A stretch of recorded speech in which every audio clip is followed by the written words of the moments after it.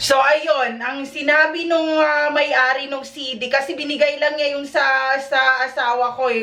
pinahiram niya, nung binalik ng asawa ko, hindi na naibalik dahil hindi na siya nakita, pinagahanap pa rin siya sa lugar nila sa Pampanga, and hindi alam kung na-salvage or ano, wala namang utang yung lalaki na yon, basta unknown lang siya na missing person, and yung room, yung kwarto kung saan kami nakatira, may mga sticker pa ng bata doon, and dumal-dumal o karumal-dumal na tortured or hazing ang nangyari doon sa magpamilya na yon. So dahil may third eye ako, kinakausap ako nung mga bata doon sa kwarto na yon na parang, tita, do something to expose our family because we already die or namatay na sila, and